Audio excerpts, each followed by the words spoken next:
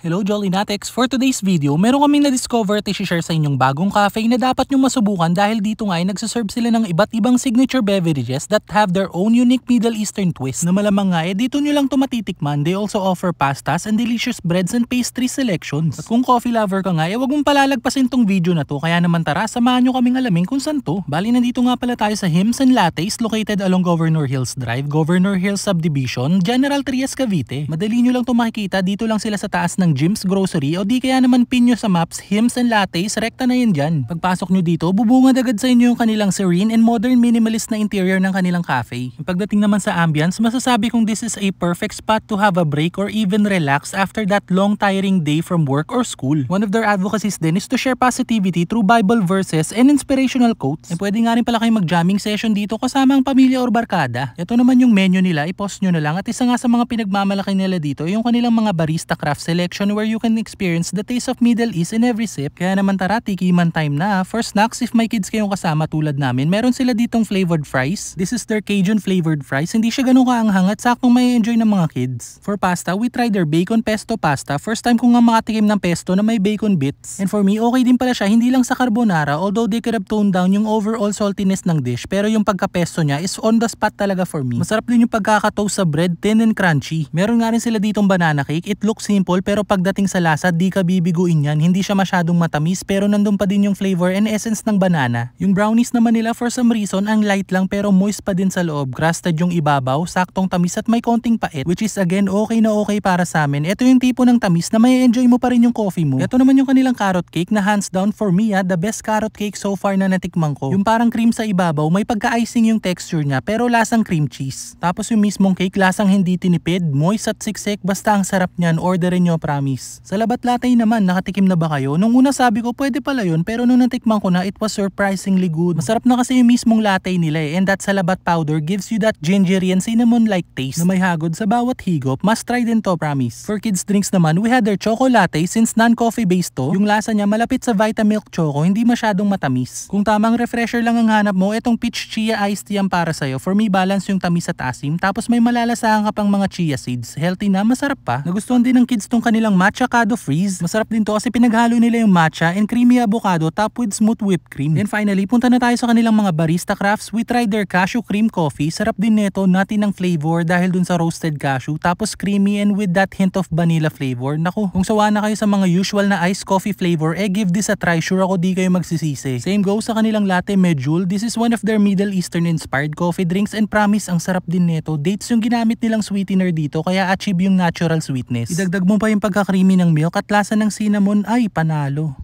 Craving for a coffee break? Come visit us at Hymns and Latte located at Governor Hills, just second floor of Jim's Grocery. Our first 20 customer this coming this September will get a discount coupon on their next visit. So come follow us on social media for more updates. There you go, Jolly Natex. Sana nabigyan na naman namin kayo ng cafe idea where you along with your friends and family can enjoy these relaxing vibes and at the same time quality and must-try beverages. Honestly, this cafe deserves to be discovered more, kaya ano pang hinihintay nyo? Sugod na dito sa Hymns and Lattes. So paano until our next food trip? Kita kits! Thank you for watching!